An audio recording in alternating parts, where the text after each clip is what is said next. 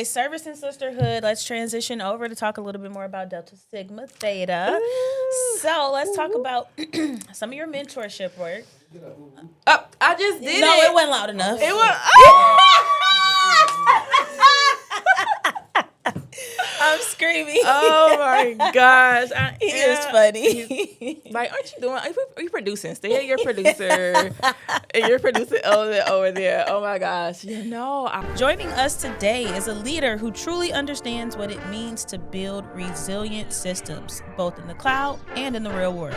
Equasha is a cloud security engineer and the founder of TechE Consulting Tech, specializing in infrastructure modernization for the government and healthcare sectors.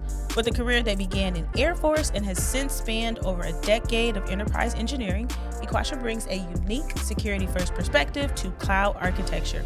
However, her off-duty life is just as impressive. From search and rescue operations to mentoring the next generations of leaders through Delta Sigma Theta Sorority Incorporated, she lives a life dedicated to growth and impact. We're thrilled to have her here to talk and share her journey. Equasha, welcome to the show. Thanks. Hey, You said that real nice. You said that real nice. Thank you. It's like I don't even know that person. Like, ooh, she sounds real good on paper. That's you, girl. That's all you. So it's good to finally be able to meet you in person. I'm going to be producing the whole time. While Okay, I was just like, what am I doing wrong? We can't afford no producer. We wear all the hats, so Yes, it's fine. literally. But it's finally nice to meet you in person. I don't know how long we've been connected online, but A minute. it's been a long It's minute. been a long minute. Yeah. And I was just like, I finally just booked, and I was like, let me just get on down here. And I'm not mad at it. The energy is great. The vibes are good. So I'm happy to be here. You heard it. Energy great, vibes good. We know what we doing over here, y'all. Now, you know what I'm going to mess with you about real quick. For y'all that do not follow her on social media, she has these big, are they rugs or They're pictures? rugs. She They're got rugs. These big rugs. They're huge. Big rugs of Gone and Killua. Yes. And They're so cute. I told her that I was going to ask her on the show, why does she love Hunter x Hunter so much? That was like the first anime that I really got into when I was stationed in Japan. Like I used to watch like Dragon Ball Z and stuff when I was younger, but I didn't realize that was anime because it was on Cartoon Network, and anybody explained that that's anime or whatever. So when I was living in Japan, somebody recommended it to me, and I was just like, "What is this?" And I just fell in love with it. That's like started my whole obsession with anime, and I really love the friendship between Gon and Killua. I really like that Killua is a real life killer. Like, you know, he's an assassin. Like, he really don't play about Gon. Like, I love that. So I just like their friendship a lot, and I think they're really cute. Yeah, they're in my truck too. I actually have like literally the air fresheners with them on there, and it's like on my what's that thing called? The mirror in the front. Because I do take them just about everywhere. I also have a big blanket with their face. I ain't showed y'all the whole obsession. Of it, So it goes deep. It goes a little bit deep, but yeah, I love them.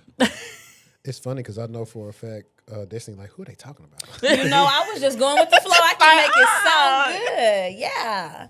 Anime. No, but a lot of people have recommended that is the first one that I dive into. Really? They a lot recommend it of people. wrong. It's long. I would recommend the one that predates that. I would recommend Yu Yu Hakusho. Who?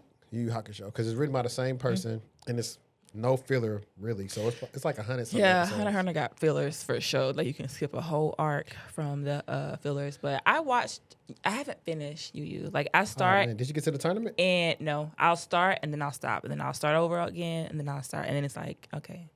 And then I just go back to my comfort shows of Hunter x Hunter or like Naruto or something like that and just rewatch those because they're comfortable. Like the main, so if you, when you get back to watching it, you'll see a lot of designs that you see in Hunter x Hunter. You pretty much kind of come from Yu Yu Hakusho. The freaking, the style of clothes they wear. Like, for example, Knuckle looks just like Kuwabara. Okay. That, like, if you look at him, matter of fact. I'm gonna have to bring that up. Let me pull that up real I quick. remember what Knuckle looks like. But Y'all got me messed up. I'm finna tell y'all what I be watching sometimes. Hold on. It's called, what is this guy's name? You seen him before? You seen him? You seen that? I have seen him. I have not watched that. It's good. So I say. That's not Knuckle. No, that's Okay. That's They one definitely look alike. It's one of the main four. Definitely look alike. The group. Okay. And the main character, Yusuke Urameshi, has hands that are rated E for everybody. Like anybody can get it. So, That's what I like too. I love the fight and scenes. honestly, I love violence in anime, to be honest, for sure. you'll like, since you said you like Naruto, you'll probably like Hiei. Hiei's a lot like Killua. He is. He's like that. He's like that. See, one day you're going to have nothing to do and watch it. You should. Like when you're talking about you want to have a couch day tomorrow or whatever, you can. This is my guy, though. Or you can just watch Promised Neverland. I think that's the name of it. Saki Kasuo? Really good. He's psychic, and he be checking his parents, and he can read people's thoughts. And, yeah, it's good. Okay. Yeah. I'm not that, and I like funny. It's not that many seasons, so I guess it must not be that good, huh? Well, I know. No, that's not true. They'll stop off one season, and I'd just be upset. Really? Yeah. Yeah, And it So it's just like regular TV. Yeah, because I had a list like I used to make for people who like if you want to get right into it and you want something super short, like a Kame ga Kill is perfect. That's exactly what I was thinking about. I'm like, I cry. I was traveling when I watched that, and I'm not a crier. My friend just told me she was crying the other day, and I laughed at her because I was just like, "What you crying for?" But I am just like very into like the anime characters. I get really attached to them, and in that anime, everybody die. Like every episode, we losing somebody, and I was traveling, and I was in the airport just crying. People just walking by me, just trying to figure out. People just looking like I'm crazy. I'm just sitting there eating with my iPad, just because every 10 minutes somebody's dead, and it was just very emotional for me. But it is a good. I can understand why they did make another season because ain't nobody allowed to continue on. But yeah, that's a good one. I get very attached. Yeah, no, for sure. Now, we did like your cool introduction. But now I want to talk about, briefly, in your own words, who is Equasha? Equasha is I like to say I'm a professional Sidequester. I get distracted real easy as far as like things that I am passionate about. I just go down a rabbit hole like I want to be a helicopter pilot. That's something that I'm really pushing for at my fire station for them to go ahead and buy me that. Which is not ever going to happen, but it's okay. Just a professional Sidequester, and I really just go with the flow. I'm also very delusional. I think I can do just about anything. Like, there's nothing. Love that. I feel like that's out of my reach. I definitely operate off a good state of delusion, and so when it comes to tech and me learning, like, new technologies or something else, I'm just like, a lot of stuff I look at, I'm just like, oh, this is gibberish to me, but I'm a very good figure it outer, very resourceful. So, yeah, I feel like I would just describe myself as just very delusional. I just real delusional and very distracted and just passionate about a different thing every 3 days. Every 3 days is something new. So I would say that I think you are what people call multifaceted. Yeah. 1,000,000%. I love like just seeing like what is she doing? Yeah. One day you're diving, next day working out, next day some tech stuff. We just don't know what we're gonna get, and I love that. I love that because they try to box us into you have to be on your computer and techie and nerdy, quote unquote. Yeah. They don't think that we can be interested in different have facets hobbies, of life. just have other interests outside of sitting in front of a computer. Like, granted, we sit in front of a computer all the time, because some people need to step away. That'd be me. That's why I've been doing so much stuff. I'm like, listen, I've been at this computer for 12 hours now. Like, something has to give, and it's got to give outside. Like, I got to get out the house. I got to go, preferably dive in the ocean, but I'm not close enough to just dive all the time. But like anything in the woods, like I hunt, like I hike, I camp. I got these raggedy dogs. Like I just like to be not in my house as much as possible when I can, like when I'm not working. Do you feel like all those different versions of you connect, or do you feel like you're putting on different hats? Definitely put on different hats. I definitely have to shut off a lot of stuff. Compartmentalizing definitely helps me to, I feel like, be better at those things because I can focus on them. I don't really try and merge all of the hats all the time. Like, kind of the first responder stuff kind of got merged with my diving and stuff because I was just diving for fun. But now, I do diving for, like, search and rescue, and I do it for public safety. So it's still a side quest for me because I'm not paid for it. Like, I'm a volunteer. And people are like, why don't you just go because I have all the certs to get paid. But I'm just like, if I got paid for it, it would just take the fun out of a lot of the things that I do. So I definitely don't try and merge them. I think I wear just different hats. have different personas. Okay, I had another question for you. Were you in the gifted program in elementary?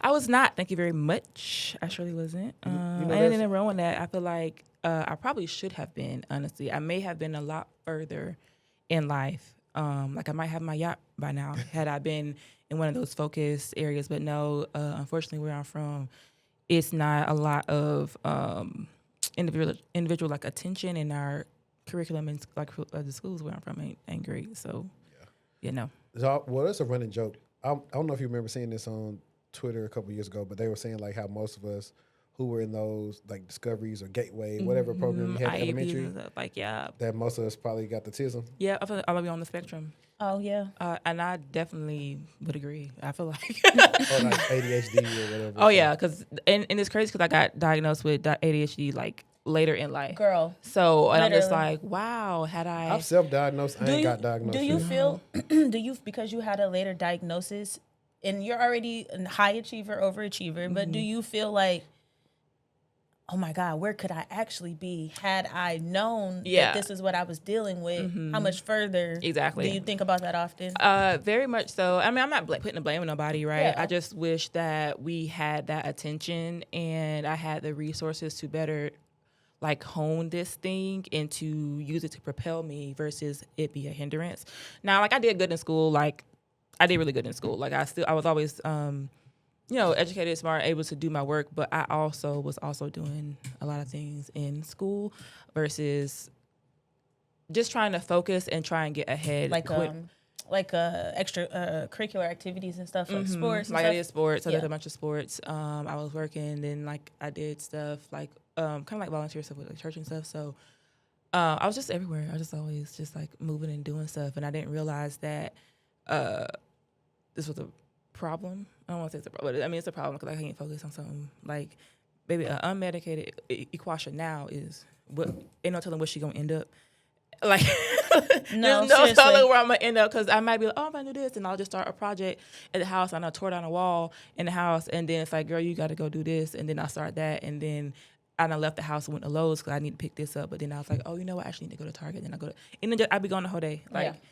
And then you come home and be like, off the I wall. did nothing was accomplished. I just started all these tasks because I was like, ooh, like, a shiny thing, and then I just be gone. So I have to definitely stay on my medication now. Now, question with that. So with you finding out later, what changed for you? Like, what are you like versus, I guess, unmedicated, where you feel like that versus where you're at today? Definitely more focused. I'm able to achieve more as far as like my productivity. Like I just produce a lot more. I have a lot more output as far as like completing tasks. I'm very structured. Calendary? That was one of my questions. Yeah. Was I was going to say. I have like 50 how calendars. How does your calendar look? It's very colorful. And which calendar are you using? I use Google Calendar and I use Notion. I use both of them. And like people be like, oh, can we do that? And I'd be like, listen, I just bring it up. I just bring it up. I'm like, well, this is my calendar for this month. Tell me where you think you like you can fit in. Like, it's not even like all my calendars showing. I have to take some of them off. So it's definitely helped me get my life together as far as like being more structured and more organized. And just being able to knock things off my to-do list. Like I sit there, wake up in the morning, and I have a routine. And if I am off that routine, that like throws me off. Like a schedule change or me not doing something in the right order. Like if I would, like I normally walk downstairs, let the dogs out, then I go to the cabinet and take my my meds and my supplements and stuff like that. But if for some reason I go to the cabinet first or I walk in my office first before taking the dogs out, then it's just like I'm thrown off. So I'm like really, routine. Very much into a routine and just like identifying what needs to be done, prioritizing and being able to knock those off and then actually spend time doing those things versus stopping. So now I can like really sit and like, which is kind of bad because I'll really like sit there for like 6 hours, 7 hours and not move. And I'll be like tear from it, like just like doing stuff or researching something or trying to learn something. And my dogs be like, we ain't been on no walk today. So why is you still at your computer desk? So yeah, very focused now. Okay, so when you think about, I don't know, let's talk about the dogs. What type? How old? How long have you had them? I have a boxer and I have a Maltese mix. I've had both of them since they were like 8 weeks. I got them out both as puppies. Actually, both off of Craigslist. Actually. Really? Yeah. When Craigslist was a thing and it was It was definitely a thing. Let the people know. Yeah, it was semi-safe to go on there and get stuff. And get stuff. I don't know if it's alive now, but I got them off of Craigslist. The boxer is 5, and Enzo is 8. I love that name. Yeah, Enzo and Enix. Enix is a boxer. They're very much my life. They're also very expensive. I tell people all the time. They're my biggest expense. Skin like down there, do they have skin issues? Yeah. Oh, you ain't got to tell me. Allergies. Yeah. Just and they love to roll up the grass and they're always looking like you got Frito paws. Now I gotta do all this. Like it's just a lot. But I do love them a lot. But yeah, they take over my life. Like when I'm planning things, I have to plan things around them and whether or not I can get them in daycare. They go to they're at daycare right now. They're boarding right now at the daycare place, but they go to daycare. Like on days I know I'm not gonna be able to pay no attention. I'm dropping y'all off. Yeah, like y'all gotta go. But they take up so much of my money and my time. Like my boxer last week got sick at daycare. Then like 2 weeks before, and it's like always before I'm getting ready to take a trip. Like he started limping like the week before I went to Bali this year, and I was just like, for what? Like, what? Why? And it's like, all right, $1,500 later, yeah, he's fine. He probably just pulled a muscle. What? Yeah, my dog has been having a lot of. I have a bully. Her name is Jasmine. She is 3 and feisty. She's really not feisty, but like she has a lot of personality. She has a lot of personality. She's wants to be touched, rubbed, looked very at. clingy. What? Very clingy. Extremely. I walk out the room, she walk out the room. I don't need a chaperone. She take 2 steps. She's my shadow. That's what I used to call my small dog Enzo, but then Enix came in the picture. And I call him my chaperone because he has to go everywhere. I mean, I can't go to the bathroom by myself. Just no. And I tell people, I'm like, yeah, you can't tell me these dogs came out my coochie. Like they came out my cooter. They're like, babies. These are humans for real. These are our babies. And no, people don't. If you're not a dog person or a cat person or a pet person, you just wouldn't understand. I never was a dog person until I lived with somebody who had a dog, and I used to be scared of dogs. Oh wow, running. Oh. Now I had to run for something that wasn't me. Yeah, running because I got chased by a dog when I was younger. So did I. I still love them though. No, I definitely got that chased by traumatized something. me. Them strays, I said, get it up out of here. Get it up out of here. Get it up out of here. No, really. When it was a Rottweiler. It was black. It was huge, and I was probably like, I wasn't even. Let's just say I was 8, but I don't even think I was 8 when I tell you I was running for my life. Yeah, that put a bad taste on my tongue. But now I almost want to touch every dog I see if they have a nice, cute wagging tail. Yeah. Well, you know, the wagging tail can sometimes be the opposite of what you think. Yeah, that's why I ask people. I'd be like, is it's your dog friendly? Yeah, you gotta ask. And I love when people be like, no. I'm like, because all dogs are not. They're not. They're not supposed to be friendly. All dogs are not. Yeah. And I think some people don't understand that. Especially some other people. They just run up and put a hand out, and thankfully, you know, my dogs are very sweet, and they for everybody. They very unfaithful, you know. I'm like, y'all for anybody, no, like anybody. For real. They be like, literally. I was like, well, dang. But you know, you should ask because if my dog wasn't, you know, friendly, nice, and you just took it upon yourself to bite. Now they mad when I put my dog down. Put who dog down? You put that person down because why you come up and touch my stuff? I had because what? Because why you even? That is so funny. I'm real protective about my babies. Like, don't come over here. Okay, so let's talk a little bit about the career pivot that you went through. So coming out of the military, tell us first of all, what made you want to join? What branch and how long? If you want to say. So, I'm from a very small town in Florida, and like we got like 2 stoplights, 2 gas stations, no grocery store, like nothing around. So I just wanted a way out, and I did not want to go to school, which is crazy because I got 3 degrees, but it's fine. I didn't want to go to school then. I hated school. I was ready to get out. And I did JROTC, Army JROTC when I was in high school, and I was just like, I'm going to go to the military. And originally I wanted to go.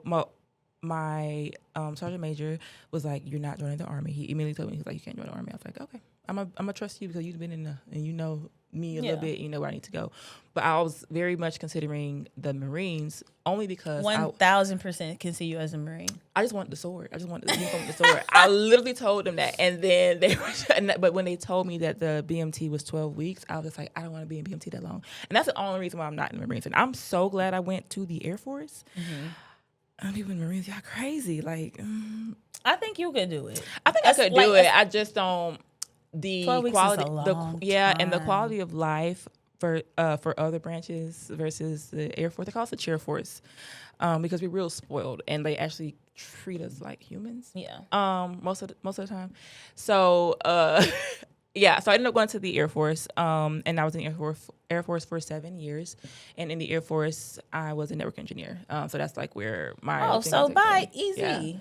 Yeah. It's been your thing. Yeah. You've been doing this. So Yeah. so like 18, like fresh. I left at 17 actually. I Okay. actually turned 18 in basic training. It was Wow. real ghetto. Yep, it was fine though. It was just ghetto. Okay, so I have worked with some veterans before who are trying to re-enter the workspace, and a lot of them have issues translating their skills. So for you, how was that for you? Because you were kind of already doing that. Did you find that you had to, I guess, repackage that background?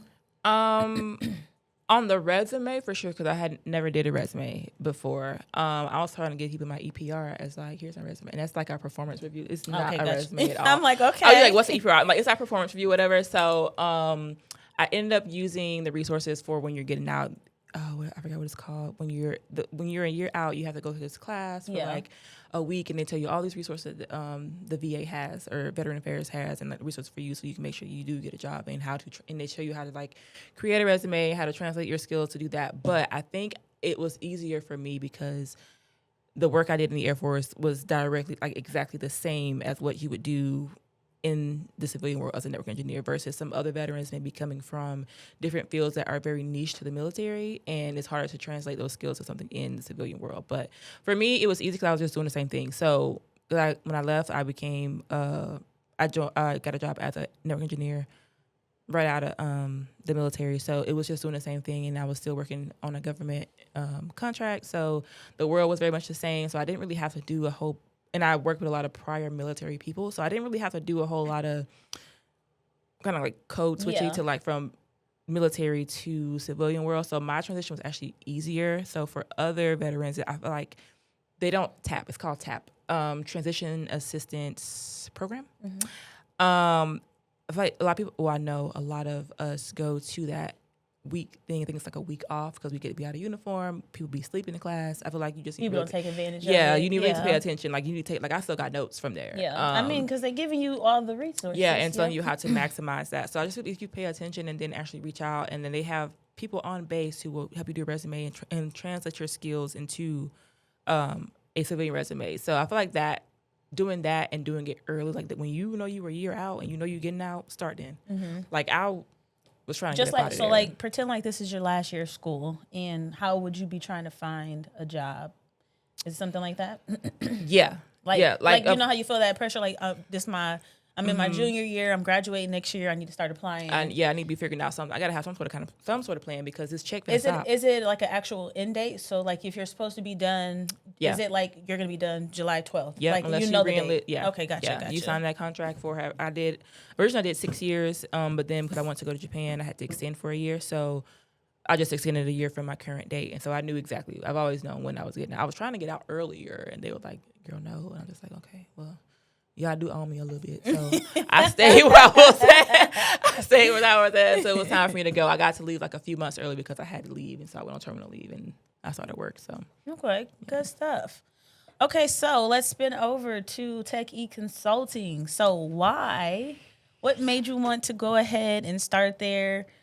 Did you see a gap? What was it that made you? Because I've been following you. If you ain't been following my girl, I've been following her for a while, and she been giving out free game for a long time. Free resources. How can you get tickets to conferences, scholarships, labs? Like you've been giving out the free game for a while. So when did you say, all right, let me go ahead and put a little price tag on it? Yeah, I want a yacht. Okay. Real That'll talk. I want a do yacht. Yacht's expensive, and also I got tired of people playing with my time. You know, put my expertise. Like I don't like to pour into somebody and they're not going to use what I'm giving them because I'm very busy. We all busy, especially as an adult, right? So if I'm taking time out of my day to look up these resources and send this to you directly and talk to you, outside of off of Instagram, whatever, it comes like, okay, I'm investing in you trying to get this job or get this promotion, whatever, and then you just don't do nothing. That'd be pissing me off. Like, I've given away like cert vouchers and stuff. Look, I was just like, here. I'm like, I want all of, I'm like, there's money. Everybody can get some. Everybody can get some. And it's like, they just weren't serious. I'm just like, well, now you want to talk to me. Here goes my booking link, and we can chop it up then. And it's crazy because I really don't advertise my business like I'm supposed to, and people just be finding me, and I just like, okay, well, cool. So now like word of mouth will do you well. It does, especially when you treat people well. It does. Yep. It does. I'm very thankful. So for me starting TechE consulting, that was kind of the first driver for me to be able to just stop putting my time, but then also I just want to expand my reach, and so I'm really focused on like GovTech, health tech, and I'm really trying to pivot into startups and offering them just like assistance as far as like what they're trying to do with build out their products and stuff. Like I was working with this one founder and helping them build out their MVP as like their standard, like their initial like CTO and stuff like that. So it was really cool just to get that experience and just being able to expand my reach. Like when you own or you are an entrepreneur, you can do what you want to do as far as like professional development versus on your 9-to-5, you are siloed to whatever that that team is, that niche is. I can't touch other stuff. And so I know I want to touch other stuff. So I was like, let me just do this. So it's been going well. Like I'm very excited about it. Like I'm not even a year old yet here. I was just about to ask you, how old are you? No, not even a year old yet. About 7-8 months. So okay, so how were the first 4 to 6 months? It is, it was a lot, just like setting it up, getting workflows together, getting our paperwork together. I had to get all my certifications as far as like veteran-owned business, like small business certifications, get my cage number so I can be able to bid on contracts and stuff. Excuse me. Just getting all the stuff together and then getting the most I've done so far is like getting the back end set up, getting slide deck set up so I can present to the clients and getting the onboarding for these clients as far as like we're going to work. It's a lot. Wait, are you solo? It's just you? Yeah. So baby, you don't even got to buy. I already know. Yeah, I just feel like, I would love to go to bed right now, but it's like, no, you need to be setting this up. So it's me, Notion, and Claude, and Chat. And I use all of them. I've like created like this little dashboard to help me source like RFPs and get them like delivered to me so I can obviously just keep the workflow going. So like setting up different automations has definitely helped me, but it's definitely a lot being solo. And especially in a space that I'm trying to get into, I would eventually need a team or at least like subcontractors. And that's kind of like more like the right I want to go because I don't want to be responsible for nobody. You see it? Please get it. Jesus, I ain't got no spoolie. Thank you. I could literally. Thank you. I was like, I feel it. And you gotta help your girlies. Yes, I can. I know how that is because you can't. You can't see it. Yeah, I feel something falling on my face and I can't get it. Yeah. So yeah, definitely difficult, but it's fun. I feel like it's very rewarding. I definitely think it's something that will eventually give me my yacht, and that's like the main goal. People think I'm crazy. That's so again delusional. Where I'm just asking, are you gonna put it in Florida? Your yacht? No. Where? I would like to be in like the Caribbean somewhere. Okay. Period. Or like Central America because diving. You want some good water. Yeah, I want some good water so I can go dive. Like I would love to just walk out and the chefs in there cooking. I made breakfast. I eat breakfast and I just put my tank on, my BCD, and I'm just in the water for a little bit. Like that would be the life for me. So that's the goal. I feel like we got a ways to get there, but I'm not gonna say that because the Lord do mighty things, and it could be tomorrow. I like how you said when we were first talking, you were like, "I'm delusional," and go hard, dream big. This is like if you don't dream big, what are we doing? What you doing? What are we doing? It's like you're not really trying to reach. You're not trying like to your dream should actually make you feel like that's a little bit too much. Yeah, so, like I'm not doing enough exactly. yet. Yeah, but we're gonna get there. So yeah, it definitely keeps me going, keeps me motivated. But motivation dies, so you have to be disciplined. No, you do. Like motivation dies, you gotta be disciplined. Like, do you really want? I'm like, yeah, I really, really want to just wake up and just jump in the ocean and be done. Like, so that's the goal. Okay, so let's pivot a little bit and talk about the cloud and compliance. So I know you've worked in both AWS and Azure. Who do you think is winning presently today? I guess in terms of,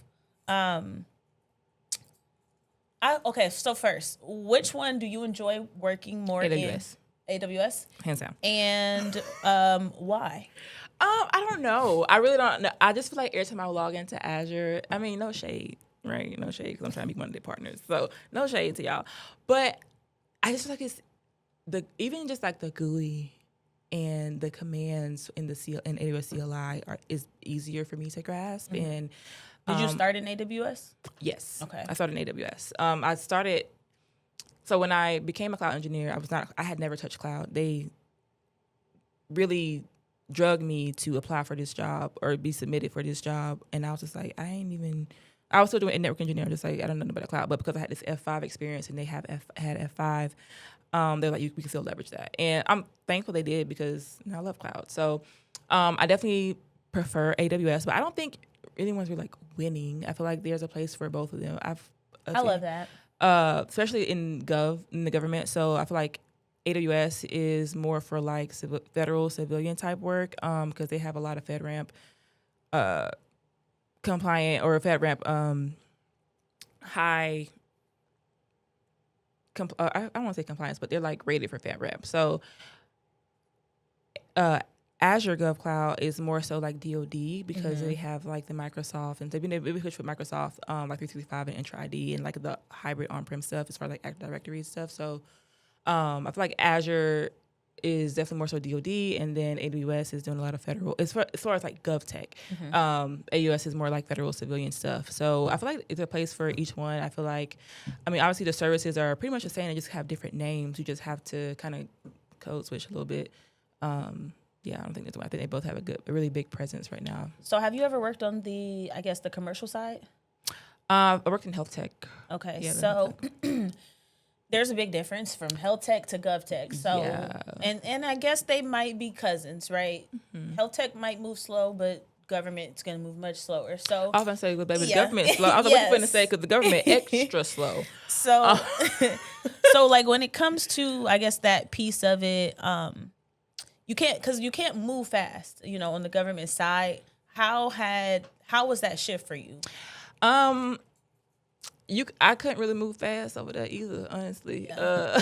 HIPAA, they're close. They're like it's it's real close. HIPAA is they real strict like too. I mean the same. I mean, and we have NIST compliance stuff in health tech too. So it was kind of the same thing. It's just who are you basing like your audit and your controls off of, basically. So it's eventually saying it was faster in health tech, being able to get more stuff approved, because in health tech you just really going for the organization for approval. But with the government, you going to that organization and then the government POC and then that government agency, and then it just takes forever to go through all the red tape. But yeah, I feel like they both slow, honestly. That's why I'm saying I'm trying to get into the startups because they move real fast. Extremely fast. Like it might be too much. Too fast. Yeah, it might be too much, but I'm really to take on like an adventure challenge, so it's fine. So, I mean, I guess like a lot of folks will say that they are cloud native, but when you pop into the environment, what are you finding? Because I think a lot of folks are still, unless you're a newer company, most folks are still kind of hybrid. Yeah. But how are you experiencing this in your world? I feel like they say cloud native and they're just like lifting shifts. And is it shifted and lifted right? It's just lifted. Yeah. No, it is. I feel like it's just lifted, good. And I'd be like, I get what you're trying. Some more. I get what you're trying to do, but you started, but you ain't finished. Yeah. And so they will move their things and try to keep it the exact same way. Like, networking, like segmentation, it's apples and stuff. To apples. And it's not. Yeah. It's really not. And I'm like, what was the reason for you to move to the cloud if you don't really take advantage of it? And all the different things you can do to actually make your infrastructure and your environment like more modern and work for you versus just like on-prem stuff. Even though on-prem stuff is getting, you can do more. So they brought in like SD-WAN, like AI, all that stuff into on-prem. But I feel like with the cloud, it's limitless almost. So when they are doing these lifts and shifts, they like, you want the specs the exact same, just make it work. We just want to make sure it works in the cloud. And it's like you should be trying to take advantage of the cloud and make it better and work better for you. So I feel like that's where I see the cloud native narrative going. Everyone's like, oh yeah, we're cloud native. I'm just like, okay, how? What are you doing? Well, let me see. Yeah. I'm just like, well, okay, let me, can you get a drawing so I can see like what's your workflow like? So yeah. Okay. Good stuff. Okay, so let's pivot back over to the side quest. So public safety diver. Yeah. How long has that been? A few years. I do remember when I inboxed you and I was like, I can't even swim. But yeah, and I'd be so upset people say that. But also, I tell people, I'd be trying to be funny. I'd be like, y'all can't swim either. I'm like, you don't even know how to swim to dive. Because you don't. Because I'm not I can swim, but I am not a great swimmer. And I'm rating that. What is the difference? Well, I'm rating it off of public safety because they have swift water rescue, right? And so they get dropped into like rapids and they can swim against the rapids. That's different. Real different. Yes. And I say that because I had to go and had to do a training and it was a little rough. what? I was like, get me out of here. They had me on attached to a rope, so they wouldn't take. But I'm just like, baby, get me out of here. It was fun. It was very fun, and it just told me that I'm just not a good swimmer. That wasn't your area. Yeah, I'm not. I feel like I'm not a good swimmer. So you're under. I prefer to be under the water. A majority of the diving is under the water. Yeah. Okay. Yeah. Okay, so a couple years for that. Volunteer firefighter. Tell us a little bit more. A couple years for that too. So I got into public safety diving through a volunteer fire department. I was at one, and I moved to another one, the one I'm at now.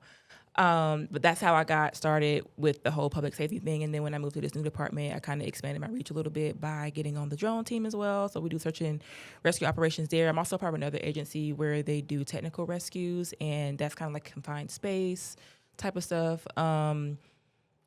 And they still also do a lot of ground, like on the ground search and rescue. Like we have people who go missing or kids that go missing, and they do that. They just had a certification course like last month, and they had to stay in the woods and survive off of nothing and figure it out. So in the woods. Yeah. I mean, I like camping and stuff. I just prefer to have my stuff with me. Yeah. You know? But I have to do that. I have to do that course eventually, but just didn't work out as far as like timings. But yeah, I did that. I started that a couple years ago with that and doing the search and rescue. And with this new department, my chief really be pushing me to do other stuff, and I'd be like, just calm down. Like, so I got my EVD, which is like emergency vehicle driver's license. So now I can drive the fire truck now.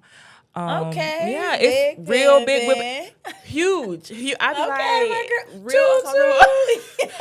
Like, during the test, I'm like, can I turn my sirens on now? And they're like, you probably don't even know what button, because there's so many buttons on the fire. I'm sure there are. First, it's so many, but it's like a cockpit, like an airplane with a cockpit. It's so many buttons, and they do so many things. I'd be like, baby, I don't know what I'm doing. So, definitely expand my reach there. I sit on the board there. Actually, I'm the secretary of the board at that fire department, and we're doing a lot of things. Like we have kids camp coming up. We just had adult camp for the first time. Really, I call myself a community steward. So I love doing things where I can have a positive impact on the community. So I get to have my fun and then, help somebody else out. Okay, so you do realize those are two pretty high stress environments, right? Yeah. Okay, so yeah. So with that being said, do you feel like being, this professional Sidequester, do you feel like that makes you be better at engineering? Or do you use those type of activities to escape from maybe the mental? It's definitely my escape. Okay. It's definitely my escape. Okay. So you're just blowing off some steam. I'd be blowing off. I'd be so excited. Yeah. I'd be so excited to get away from my computer. I'm telling you. So we have things at the fire. Like we just did a tech refresh.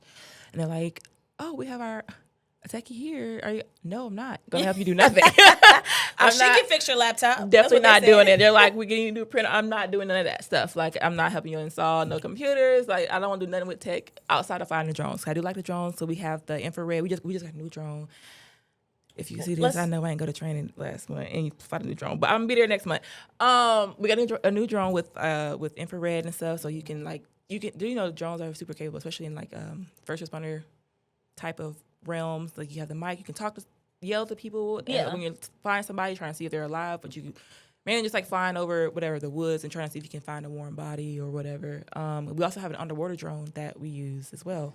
And it's just really cool. I like the tech space of that, but don't put me in front of no computer having in there. So, do you feel like your tech background crosses over into some of that drone work? Like, for that, and then do you have your own drone? I do have my own drone. Collecting dust right now, but it's okay. Cause I just got my drone license, so. She got a big boy one. Yeah, I got a part 107. You gotta get it licensed. It's legitimate, okay?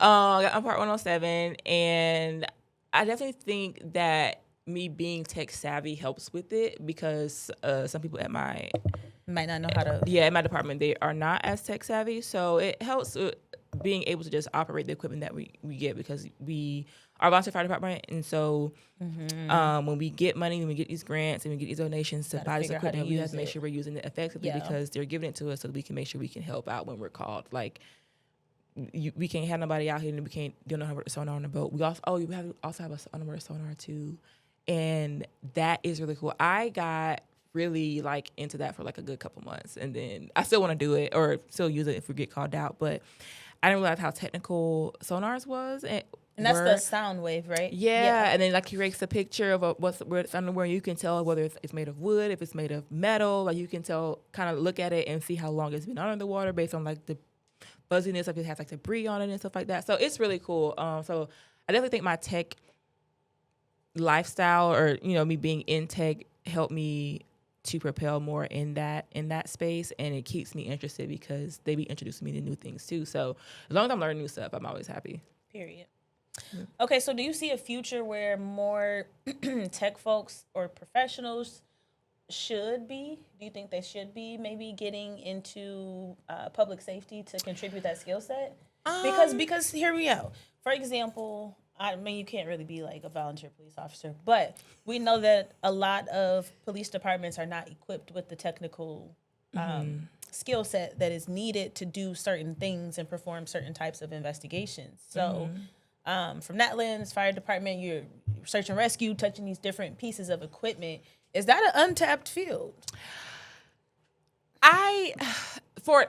For a tech person to go to it, I would say not really, because like you said, there's not really volunteer police departments and stuff. You will have to. It would have to be a career. You have to be a career, and the money we make and money they make, they're just not on par. And so I definitely think there's always a volunteer fire department somewhere, right? I definitely think you should try and get involved in that because we do end up working closely with the law enforcement. Like that's where we get called out. When I get called out to go look for evidence because somebody done threw a gun somewhere, and they're like, we need this for whatever, and I do like, because I have like underwater CSI, so it's a whole thing of like collecting the evidence properly and doing the documentation and stuff, and that's helping the law enforcement agencies aid their investigation. So I wouldn't necessarily say like y'all go do a whole lifting shift, but if you are near a volunteer fire department, please lend a hand because they always need the help. There's a reason it's a volunteer thing. They're not getting as much money on. And you always have like it's really good to just have a really good positive impact on your community because, I mean, if it's nearby you, it's serving you in some sort of way too. And it also affects your insurance rates. I didn't know that until I started working there. Like if your fire department gets like a low score on this thing called ISO, don't ask me what it stands for, it affects how much your insurance is going to be. So you should go help your people so your insurance go down. Property insurance. I didn't know that. We love a gym. Yeah. Okay, service and sisterhood. Let's transition over to talk a little bit more about Delta Sigma Theta. Ooh. So let's talk about some of your mentorship work. I just did it. No, it wasn't loud enough. It was. I'm screaming. Oh my gosh. He is funny. Like, aren't you doing? Are you producing? Stay at your producer. And you're producing over there. Oh my gosh. I'm very excited. I just had my Deltaversary last month. It's crazy. It's a whole year. Happy Deltaversary. Thank you. I love Delta's mission. They've always just had a positive impact on the community, make things happen. Before I joined, I was volunteering with some of their programs, and I love working with the youth.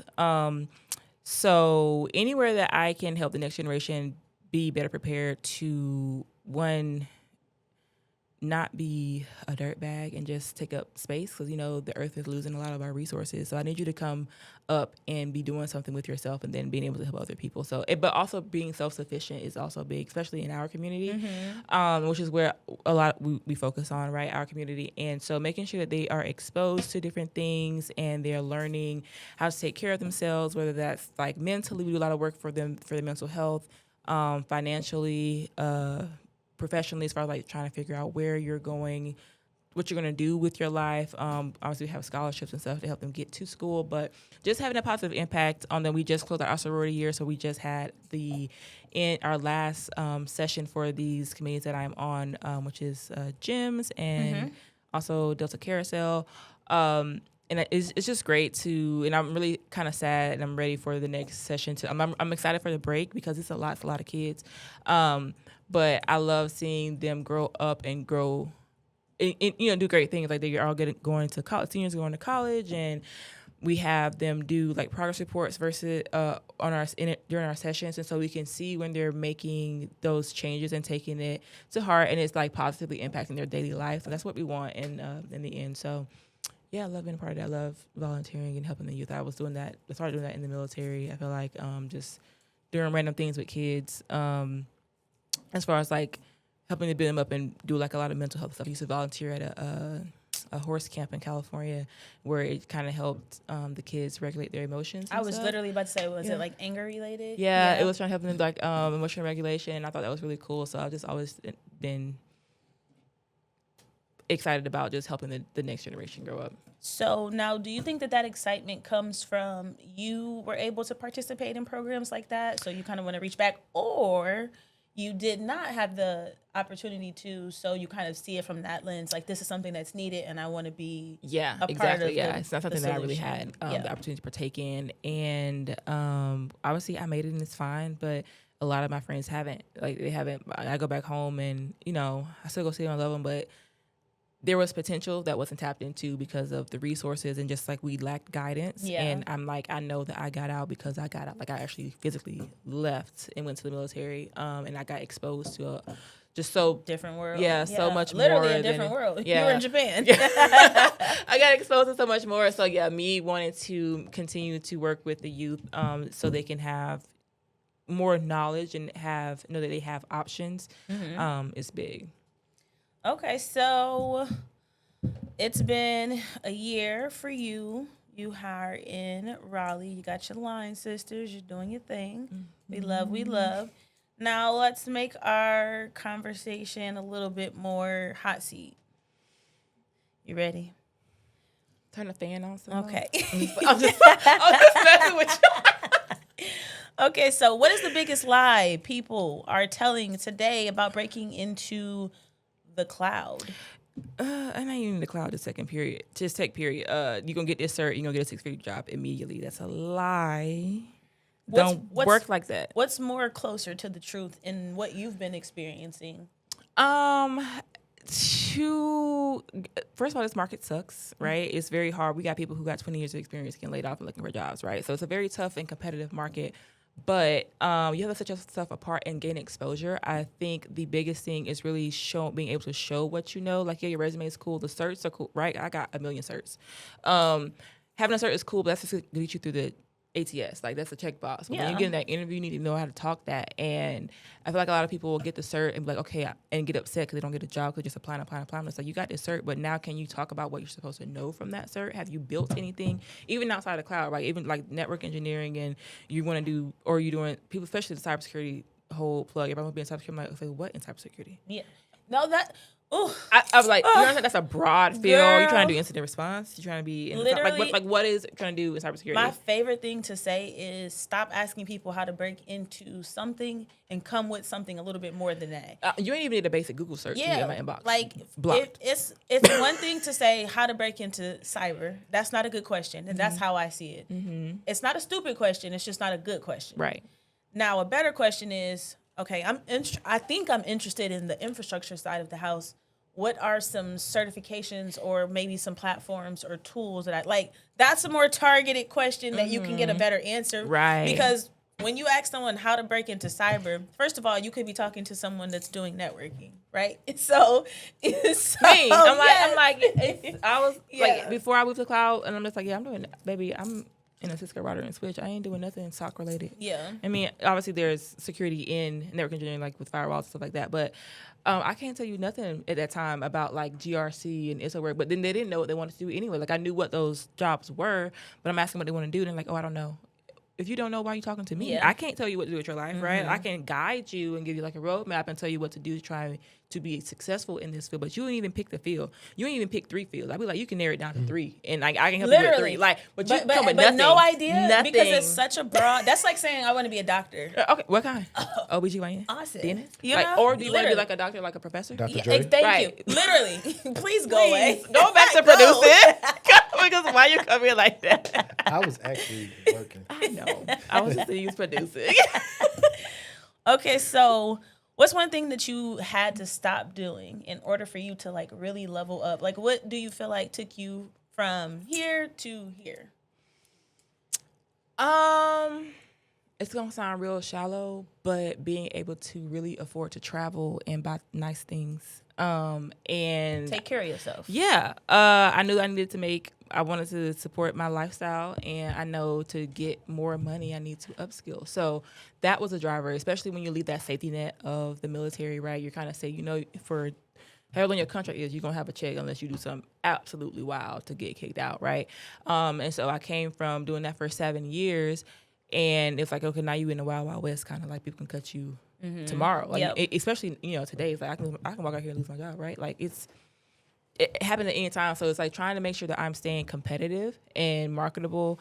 That was the shift for me. And that happened probably like my first year out of the military, because I love that job that I got when I first left and first separated. And I actually really miss that company, but I ain't going back because they're too far away. But when I was transitioning from that job and just learning more about the job, because then I was really like applying to jobs and trying to interview, because I hadn't done I did one interview and got a job. And I thought, I'm gonna just take you because I'm getting out in like 3 months. I need a job.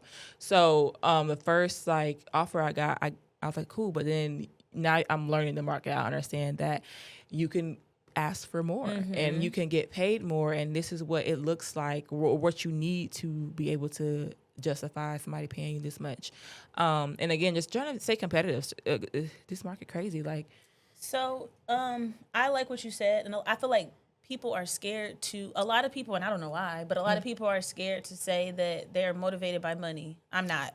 That's my number one motivation. Quite literally, That's literally in my performance. number y'all one. little things we do for the annual reviews, and they be like, well, what's my paycheck? It's literally in the system. I'm here because this supports my lifestyle outside. Like, it's not that I love working here. I mean, I do appreciate y'all, but it's not like, You don't wake up just vying and yeah, dying. I'm just like, I'm not passionate. I punch the would clock. love to just Yeah. already have millions of dollars in the bank and not have to come clock into your job, So, yeah, I'm just very honest with that. Yeah. Let's see. Even if it was a mess right now. Nah, cause y'all were doing great. I really hated I had to interject myself. This was, we might have to have Destiny have our own segment. But I want to get back on the getting into the tech stuff. I want to hear like the funny stuff. Like, what is the stupidest question I've heard asked? And I'm gonna say why I say it's stupid. On Twitter, I had a thread talking about why I was telling people why Sec Plus and the CYSA Plus didn't prepare you to be a SOC analyst. And in the thread, there's a guy asked me about getting a Sec Plus or something. I'm like, why are you asking me about that on this thread, dog? People don't read. Or they always hit me up, hey, will Sec Plus give me? No, it won't. Like, it can help out. It can get an interview. It's going to check that box that they say you should have it. Right. And it's... But even if you look up what a SOC analyst does, right, versus what Security Plus teaches you, you would know. CISA's more, CISA's more in alignment. It's more. It doesn't prepare it's more you. in alignment than Sec Plus. Than Sec Plus. That's all. It's more in saying. alignment than Agreed. Sec Plus. That's what I'm saying. Like, so if you ain't even look to compare what The difference is. Yeah, you ain't did no type of research. Get away, like, you ain't even a basic Google. And now, especially because AI is integrated. can literally- But people don't know how to prompt. It's not even about prompt though. If you Google it, Google has But they don't even know how to. Gemini. But the AI I agree, response but I'm saying comes they up. don't even know the right thing to Google. I can't. What jobs Get are me in away. cybersecurity? That's basic. Like, what can I do in cybersecurity? Like, I that's think some people even. So I'm going on 6 years of doing this now, and I use Gemini all the time. She know me. I love Gemini. I hate it. I Like use it. I use Gemini all the time. Hey, I got a client. Right, you're an expert career coach, and you are helping the client that is an IT help desk. They want to transition to cybersecurity. Analyze their resume, and based on what's in the resume, what would be good for them, and we'll come up with stuff. It's stuff I probably said to them in the call Countless times, but right? now they see it. Right, and I do that too. But with Claude, build out my whole progress reports, my onboarding and stuff, and to look at their resume and compare it and help us, apply to jobs, whatever. I just feel like a lot of people are lazy, right? They are. I think they're lazy. You know what? No, They I'm are. not. I'm not. This is the word, because remember we had the whole talk about Gen Z. Are you Gen Z? No, millennial. Okay. Thank I had you. to make sure. I didn't want to offend Yeah. you. The No, thing because is, we had a millennial versus Gen Z segment, and no, it was Gen Z's good. lack initiative. Okay, So I'll I agree with don't- that too. So I don't think it's lazy. I think it's just initiative. They lived in a microwave society world. Mm-hmm. They ain't have to go to Channel 9 to see what's coming on TV. Or play with the antenna on the But TV. I was they play with the antenna And to play make with the sure it's antenna on the right, TV so I to can get the PBS. picture. I can get PBS Or to show on watch cable, Vacuum try to go to Tales. one of them channels that don't work, and this face, oh, this is a pay-per-view right here. They ain't have to do that either. Yep. Oh my They always gosh. been able to use crack streams. So they their outlook on life is totally different from ours. We was the last people that was in analog and now digital. Yeah, and I was talking to a professor, and they were just like, "I'm really scared." Like, this was in college. Like, I'm really No, scared seriously. because like the critical thinking and them just not even trying. They can't read. Because They're not trying. Do you It's know how crazy. hard it is to write a paper? No, seriously. Let's talk about it. An hour before the deadline, Do you know how hard it is? pushing out 10 like page like papers. raw words and thoughts and Listen. and Having to conclusions. cite it, No, no, having no. to cite. Conclusions. Yes. And then look, back then everybody didn't have no computer. You was writing them by hand. Right, Yeah, exactly. That's the first draft. Right.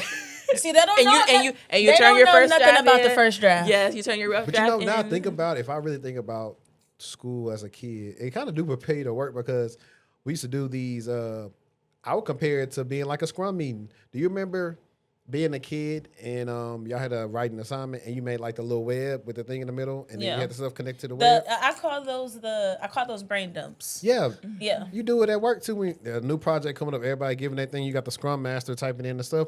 You did it as a kid. You just ain't know it. Yeah, that's true. I do those when I'm studying for something. Like I'll put the concept in the middle and then just branch out everything like that I a can brain map, remember yeah. and how it kind of all relates. Now, to get back on having some more fun with you being a black woman in tech. I was gonna go there. That was my next one. No, I was going to ask this you. is good. I loved asking about your experience. How's it been with your managers? Have they been white men? Have they been black men? Have they been Latin men? I've never had a black manager. I'll start there. Never ever. Most of my career outside of the Air Force, I have been the only black person and sometimes mostly the only woman on the team. So it's definitely challenging, right? Trying to just justify your existence there and being on the team and being able to provide, whatever expertise. Even when I was learning, didn't have as much experience as other people, but just having to force them to listen to me and my ideas and what I think my solution could be is always very difficult. On the management side, I've had some good managers and I've had some Not so good. not so good, not so intelligent, not so like why you heal type managers. Like, We've all been there. Yeah. yeah, and that part is frustrating to me. When you have a manager who doesn't know their team, doesn't know how to speak for their team, doesn't know how to liaison with other teams for us to get what we need and to complete a project. That's frustrating because now there's a barrier that's not me. There's a barrier that I can't really alleviate because I don't want your job. First of all, I don't want to be a manager. I'm going from in my head, I'm going from individual contributor to CTO. There's no in between for me. That's again the delusion. That's why TechE Consulting, I get to be a CTO sometimes. So, yeah, it's very frustrating when you have management that is just not skilled in managing people, and especially on the technical side. I don't know if y'all saw my story the other day, But my manager asked about he didn't ask. I sent something out and I was like, hey, I need y'all to make sure y'all have access to this Splunk index. So put this query into Splunk. And this person wrote back and was like, I don't have, they just like clicked on the link that was inside the query. And then they said, no, that link didn't work for me. I don't have the app downloaded on my computer. I tried it in the command prompt. They tried what? The Splunk query. In the command prompt? Yeah. Okay. And then said they didn't have the Splunk app downloaded. And I responded and he was like, how do you get to it? I was like, you go to Splunk and you paste in the query. That reminds me of Tavion was sharing something one time on a story about the dude didn't know how to get to whatever index in AWS or something, and he was like, bro, it's right there. And I was like, I think what you're describing is actually what really grinds my gears. Because your interview will be harder than what the job is. If you get the job, most of the people are there mediocre. They never us. We rarely are mediocre. We have to overperform. I'm going to tell you who mediocre. And you just talked to Lisa about these people. I knew you was going to say that. And it's crazy because this person is that. So exactly. Yeah. My homie worked for OCC, and he told me about this dude. Also, he said, man, he don't know nothing. Like, bro, I don't know how he got the job. They look great on paper. Then that's what they do. They will sabotage your interview to bring their people in. Mm-hmm. Purposely. Yeah. Now, with the whites, they'll act like the interview went well just to not get you. Yeah. And pick somebody else up. That's more their archetype. Mm-hmm. And, it's a video that we may react to if we can record Sunday where it's a black dude talking about, hey, this is how you get the job in corporate America. Get you a pair of glasses. Do this, do that. What? Yeah, because Charles talk about that a lot. Wear you a pair of glasses to your interview. Mm-hmm. I'm screaming. Yeah. Well, I can't see without mine. Look a little studious. Mm-hmm. I mean, they're not wrong. But the funny thing is, I've interviewed with a dude that was vaping during our interview. What? You told me that.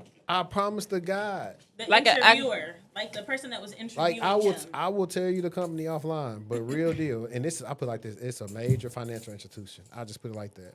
And whoever listened here, they can try to go deep dive. Dude was cool as a fan though, but I just don't be liking how we got to have all these things we got to do. Put the time in, you don't get a response.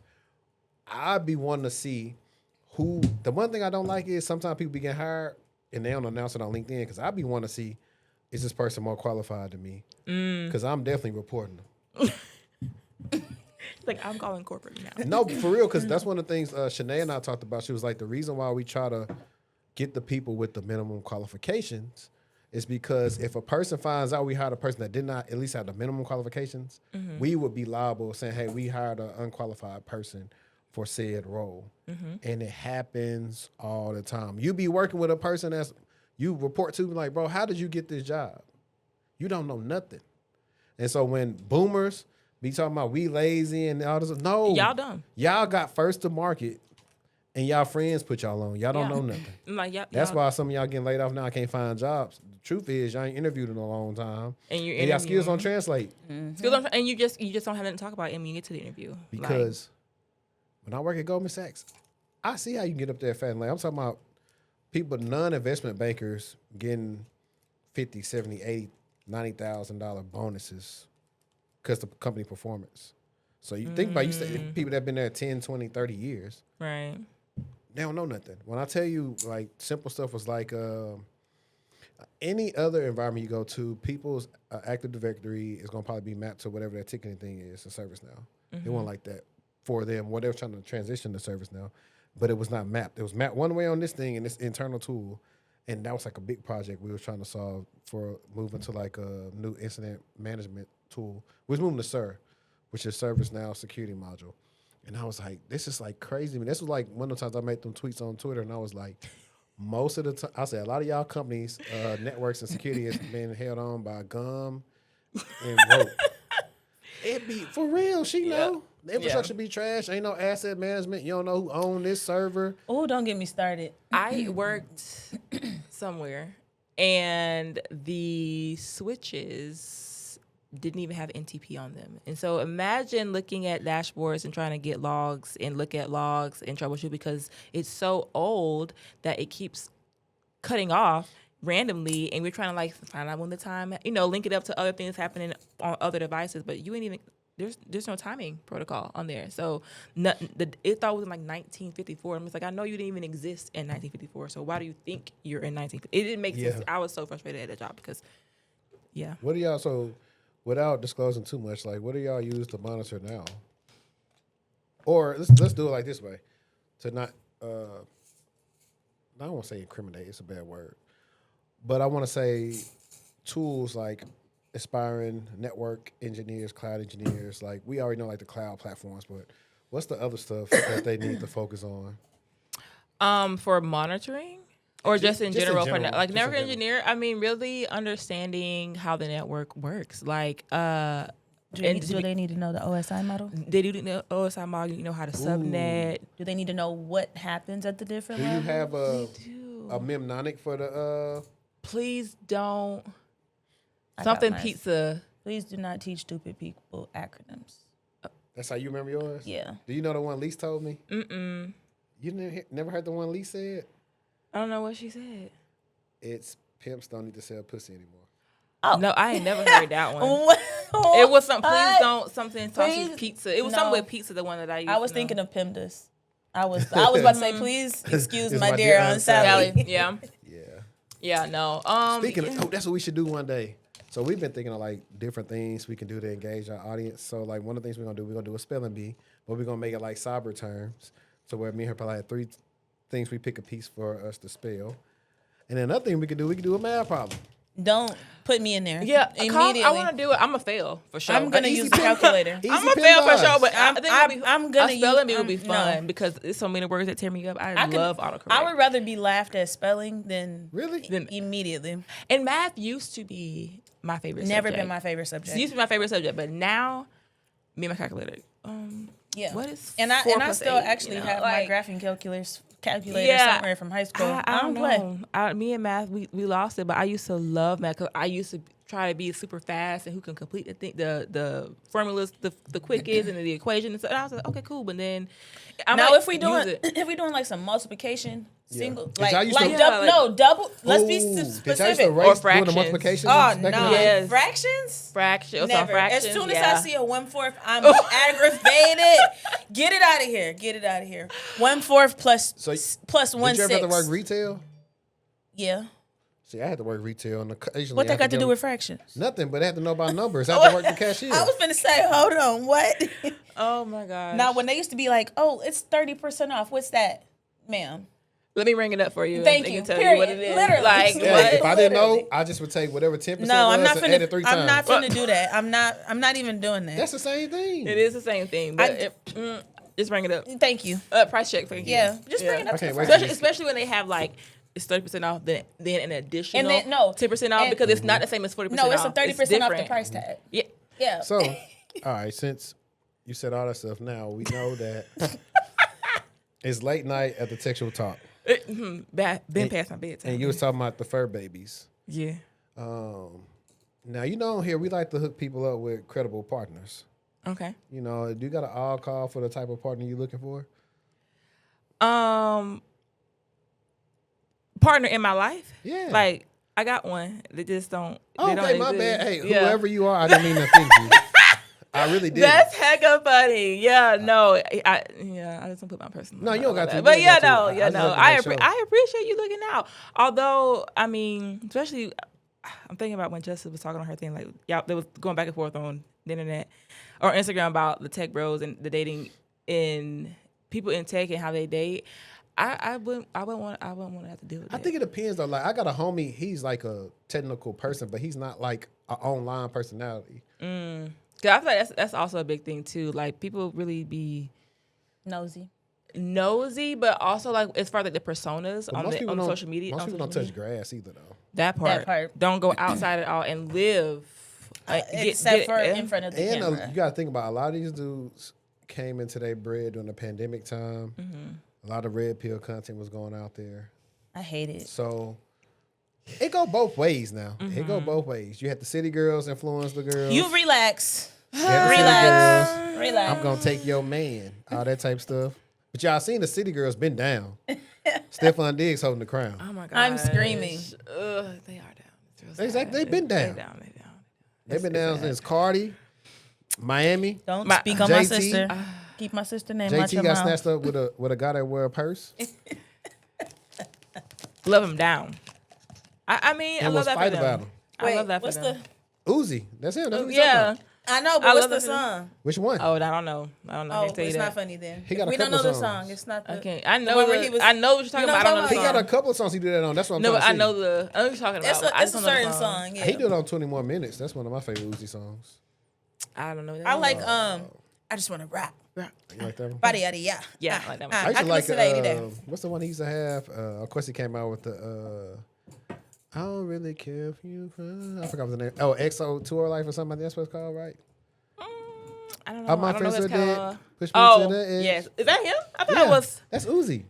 Oh, I don't know why I thought that But then he was somebody like, else. "You were right and I was wrong.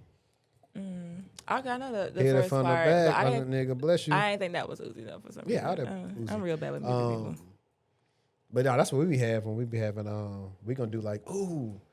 See, eventually when we get the Patreon lit, we gonna do like a versus, and I'm gonna smoke Cybershotiee Please. boots. Please. Cause she was supposed to do. I think you was from Detroit, so you was gonna be Big Sean. I forgot. He who was want gonna me to pick. be Big Sean. I don't want to be Big Sean. You from D? I mean, you from Kalamazoo. I'm not from Detroit. I mean, you from Kalamazoo. It's the same. It's they're not. That's Y'all not still- the same. you still say That's my- like saying if you from Houston, it's the same as Dallas. It's not the same. But from a person that's not from there, they gonna say y'all should know the same. Y'all should know more of their songs. I'm just saying there are other reputable artists that I So would what like. artists you Don't gonna pick? Up and stop say who? it. Stop it. Stop it. Okay. I didn't say I had him in mind, guys. Oh, okay, you gonna figure it Yeah, out. I just was saying. You Yeah, just know yeah. it's not They Big gotta Sean. be on the same For sure. playing You know it's field. not Big Sean. Okay, so who are I you would gonna be be? Big. I'll be Big Sean. I'm a huge Because Big Sean he fan. was trying to do J. Cole.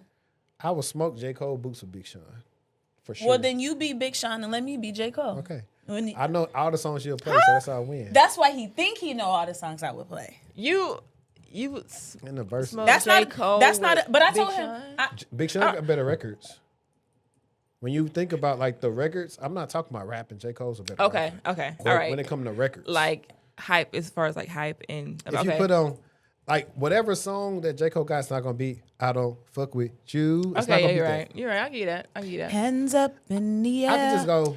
That's my I could favorite. put on Marvin Gaye and Chardonnay. That's gonna get a dub. Okay. She love the way I'm doing it. Huh? But it's going. But to me, it's gonna be all old Big Sean. Bottom line is It would have to be all you old the music for me. finest. Yeah, like I don't want to hear period. none of that don't new know stuff. nothing Besides, No, the new stuff. apologize. The new stuff be going in though. No, I the love one that he got song. with Gunna is fire. It is what it is. I don't think I know not one Gunna song. I'm Let me locked say, out of my I don't- laptop again. Push guys. P. I be real out of the music space, so I can't even contribute. Okay, now back to the regular schedule programming. Oh. Since I was being childish, that's what we like to do. We like to joke a lot. And Destiny did not ask my joke about the pole at the fire station. I'm sorry. I was gonna leave that for you. You could have asked it. Ask it. Oh my gosh. You kind of ruined it now. I ruined it, but you brought it up. Right, you could just asked it. What's so like? Okay, being a volunteer fire woman, what do you get to do? Now my chief, he on vacation right now, so I'm gonna talk crazy. He will let me do anything, right? Anything that I would like to do. I don't volunteer to do certain things because I understand it's a lot of the times someone's life is at stake, right? And I joke on social media that I'm not a first responder, I'm a second responder. Like, don't call me first. I'm gonna look at you, just pass out and call the real people. But I do get, I get to drive a fire truck, I get to play with the fire hose, I can like pump the truck. I can participate in all the trainings. I could respond to the car accidents. Like they do all the stuff. I don't do that. So you gotta take your like CPR class and all that stuff too? Yeah, I have my CPR. I had that. Don't pass out around me. I'm calling 911. I'm just gonna look at you. Tell me like don't. Even with like the diving and stuff. Like my friends are like, oh, you come get us, because I have search and rescue with diving and all these other things with diving. No. Why would you No. need me to come get you, friend? Not while you allow. I say I'm a second responder because what I get called out for diving specifically, when they're calling me to get you, you are no longer living. right? So you don't want, don't ask me to come get you. Don't ask me to come get you, because also I just don't want to be like, I don't want to make a mistake and then now you're dead because of me, right? I'll come get you to give you back to your family. Like I'd love to be able to do that so your family gets closure, you know, to get to see you again. But if you're telling me to come respond trying to save you, if I do something wrong, because that's really not my field, like I don't have all the trainings that they have because they do it all the time. I don't want that on my conscience and I done mess something up. So I just be like, I'm a sec, don't. But the fun stuff, like I got to go do actual fire trains. They lit these containers on fire. I got to put the stuff on and go inside and put the fire out. It was real cool. I mean, I love to cosplay as a firefighter for real. But please don't call me your house on fire. Call the people. I'm glad that you said that, because I meant to ask you this earlier and it slipped my mind to ask you when we were talking about anime. Are you going to DreamCon? No. I want to go to Comic-Con. They have one in Raleigh that comes every year, and I don't ever. You should go to DreamCon. I don't ever make it. But also, as much as my brain be like, I'm not very creative in my, like, I can't build a costume. I want a nice one. Well, who you want to be? I would probably be. You know, an easy one is Sailor Moon. No, I don't want to be Sailor Moon. I would actually try to be a boy, honestly. I would probably, if not Killua, I would probably try and be, I can't even think. With your complexion, you know who you should be? The Ray Kage. Unruly A. That would look perfect on you. Like, because you already got the braids. And, you know, I'm glad they actually made, like, real black people in Naruto. He got real braids. Right. That's true. You either be him or you could be Killer B. Or you could be Darui. Yeah. I also like Bleach too. Like, I love me some Ichigo. See, you know what? I never finished it. You know, they came out, they started it back. I didn't finish when it started it back because I didn't even watch TV. But I love Ichigo. Like, he right next to, it's Gon, Killua, Ichigo, to Naruto. Like, those my babies as far as, like, who I'm obsessed with. But his is easy, minus the orange hair, right? He just got this robe on and the sword. But if I want to go to a class, I want to be something crazy. So I would need some real. Y'all want to hear something crazy? I was just in Atlanta and they had a furry convention. I just found out what this is. So it's pretty much just a bunch of cool people who come dressed. They either can put a head on, like a mascot head on. Some people had gloves. Some people had the full suit on, and then some people had like the feet on and then tails. But they were like just dope, just very creative, different things. But I was like, what is going on here? Because it was like, just randomly, you didn't know what's going on. No, and there was so many of them. And I actually saw a dude in the airport who I was like, where is he going with that head? And then I got there. It was like literally like a mascot head. It was that big. And I was just asking them, like, how much do these cost? And, like, who is making these for you? But I think that might be more of, not necessarily maybe that, but I think that I'm interested in branching out and doing things that are a little bit more different like that as hobbies, to just be around different people and just experience different things. Like, I would go to, I don't really watch anime, but like, I like dressing up. Right. Oh, we can dress up. Yeah. I love dressing up. So, you know, I think it's dope for people to be able to do things like that. I think that's really dope. You see yourself doing anything? I mean, you said, Comic-Con, but what about other cons is there another con that maybe you'd be interested in? Not really. I mean, it's other hobbies and stuff. I'm kind of thinking about pottery right now, like doing a clay pottery and stuff. But as far as like a con to like a conference to go to, not really. Just because I am very antisocial. It's really hard for me to be around a lot of people all the time. It's very draining to me. And even when I tell my client, I'm like, you do as I say, not as I do, right? Because even though I'm going to these conferences and I'm talking to people, I have to go take a nap mid-conference. Like, I be wore out. So to just keep going to conferences just to go, I don't know. I would have to already like really be into it, which is looking forward to a segment or a speaker or something of that sort. Yeah, it would have to be something like that I'm really more into. But but they have a con for everything. Like, randomly in Raleigh, they just had a knitting con. It was something like with crochets or something like that, and I was like, oh, which is dope. Crocheting is dope, but I was just like, I didn't know they had conferences for that. So there's a conference for everything, but I don't know if I'm gonna be adding that to my agenda. 'Cause I done been to I don't know how many tech conferences this year, just randomly, and I'm just like, I'm tired. I'm tired a little bit. Yeah. A little burnout. So I have a question about burnout because you do a lot. So I know you travel as well, and you talked about that being like something that's what you look forward to doing. I feel like I'm kind of like in my burnout season right now, and I feel like once I come out of this season, I need to be a little bit more intentional about taking space and time away. So how did you get to kind of where you are now, where you're kind of able to balance, your life professionally, you have your business, you have your professional side quest? I burnt out. I burnt out like a year or two ago. How long do you feel like you were in that phase for? Like 3-4 months. Like I deactivated like my social media. I told my friends like, don't talk to me.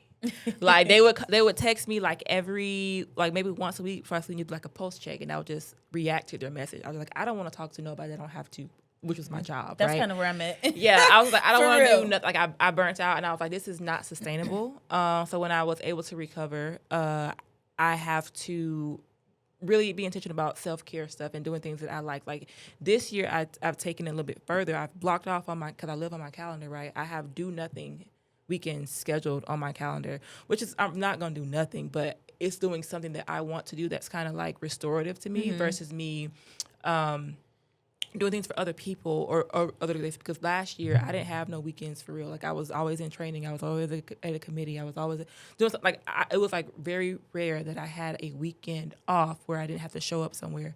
And so just being more intentional about scheduling those things and understanding what makes me feel not stressed out, like what's actually fun. It can get my mind off of all the things that I have to do, and that's like, it's engaging. So just actually I have to schedule that. Honestly, I schedule it now. Are you one of the people that need for example, I feel you because I remember one year, most of the time I'm running myself super hard, so a lot of times I take off like the week of my birthday, and I used to like go somewhere, and people like, well, what you gonna do when you go there? Sleep.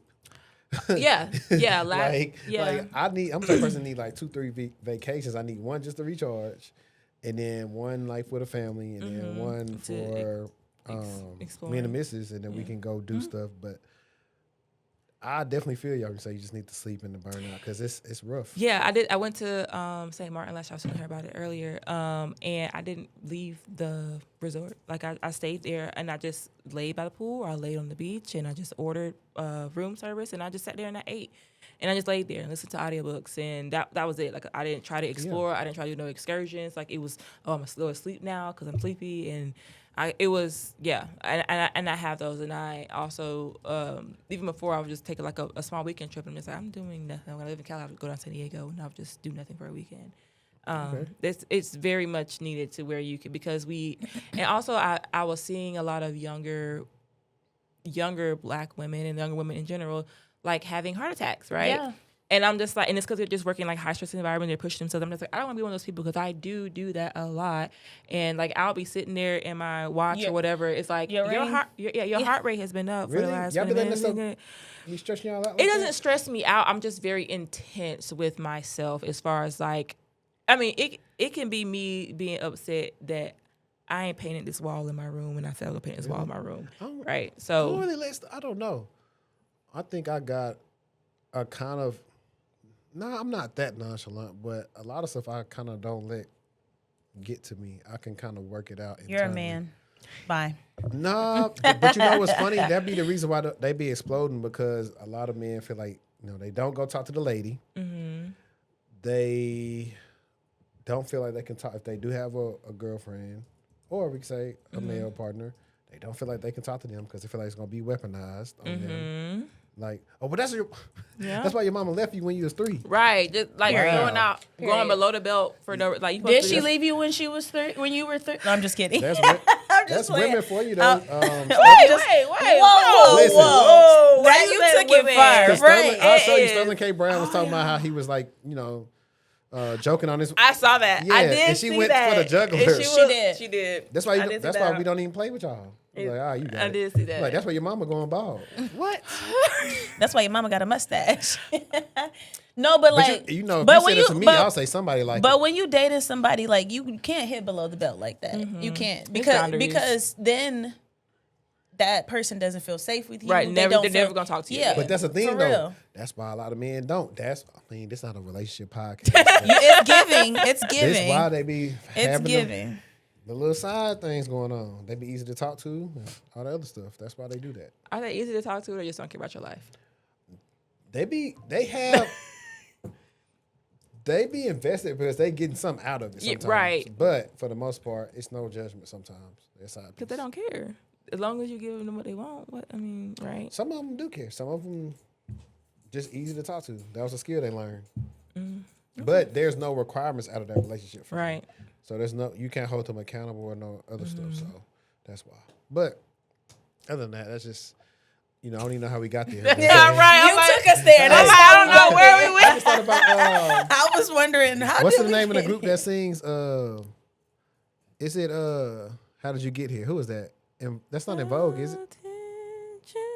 That one? I caught the bus. Nobody's supposed to be here. Annoying. Why would you do that? That's the you can be out anywhere. I promise you. Still today at this age, they're gonna sing that. Oh my gosh.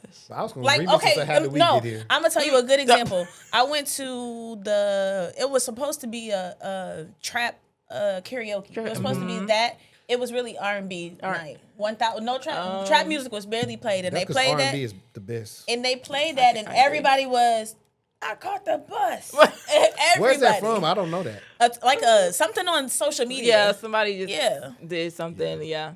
I just remember before I knew that I forgot when that on that wasn't on Waiting to Exhale, was it?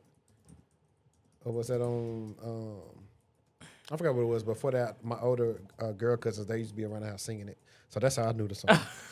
I was young at the time. I think we put you in a hot seat. And I know actually about Comic-Con, do you plan on going to any conferences this year? Or have you already been to some? I've been to some conference. I was in the conference like 2 weeks ago. Did you go to Whiteside this year? Weesis? Yeah. Yes, I did. I went to Weesis. I went to All Things. Every time I blink, AI. it's here. Like, I'd be saying I'm finna go, and then I blink, and listen, they come real quick. I did All Things AI. I did. Are you doing Afrotech?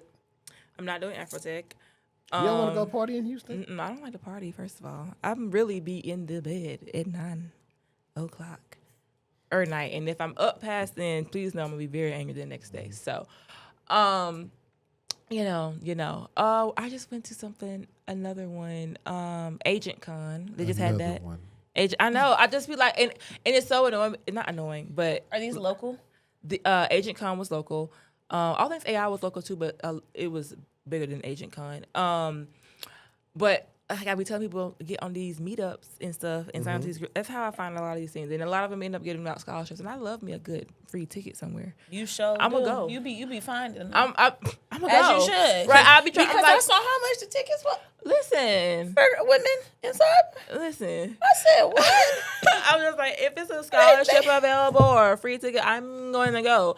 So, and I just be finding and then I do other like meetups, like the AWS was just in Raleigh doing the user group workshop, and they did it on Kiro, which is like their IDE platform or whatever. And that was cool. You get to go there and network. And again, I keep trying to tell people, go to these local meetups, right? So even at the workshop, the company that was hosting us, the guy, he's like, yeah, and we're hiring, so holler at me after the workshop. Like, I mean, I was starting to go talk to him, but still, like, the door was open. No, if you're looking for a job, you got in-person networking. In-person networking. This person saying, hey, I'm hiring. Now you can talk to him and say, what do I need to have on my resume for you to look at me and call me? Like, what, like, you've been in a relationship. I'm just like, you don't get that all the time, especially at bigger conferences, because there's so many people there, right? And it still happens, but it's a lot easier in your local network because you can have FaceTime with them more often. And you only get that at big conferences if they have like a job expo hall. They're ready to hire people. Yeah. When I went to Afrotech with JPMC, they was ready to offer people. Okay. So. Yeah, and it's like that at Weesis too. Their career fairs. Okay. Huge. Is it only for women or can men? No, men be there. I bet they do. Think and you know what men be there. I was just about to ask you that. White men. Yeah, and the other one, that one. the other one we were talking about earlier. I know what you're talking Oh. about. Yeah, they be there. So I mean, They be trying to bag y'all. no, they be trying to bag the jobs for real, for real.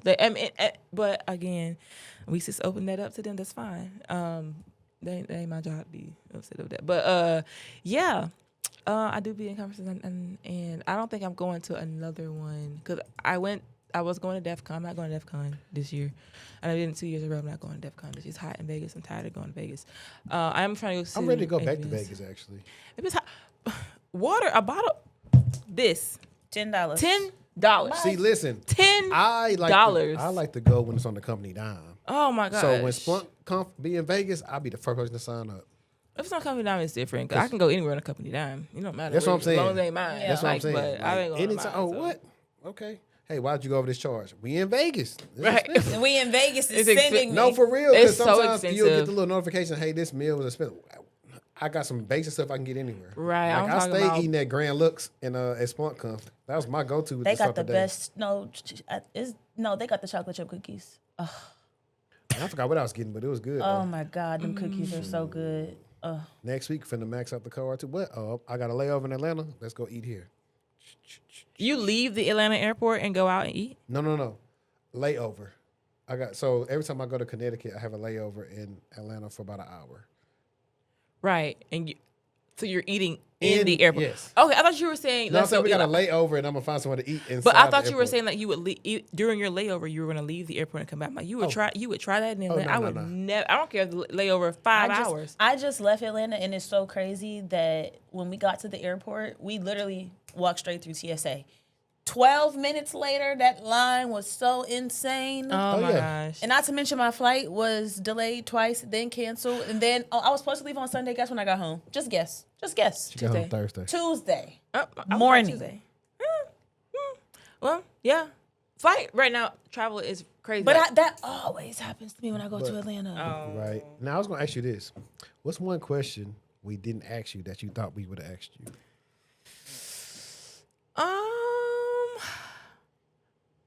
I don't know. I feel like I got into the tech stuff. I got into my personal life. Y'all was real nosy. I feel like y'all did. I feel like y'all did what y'all was supposed to do. I don't think anything was exposed that I didn't want exposed. And yeah. I think Okay. good. Yeah. Now, what would be 3 things you would want to leave the listeners and viewers with? Like I just said, go outside and network for sure. And just join these groups, join these organizations. I mean, on Meetup, there's a niche group for anything. Even if you're looking for a way to decompress from your tech lifestyle, right? You can go meet up and there's a group for that. And you can go hang out and just, get a change of scenery. For the actual job seekers, hang in there and keep pushing. Also, get some exposure.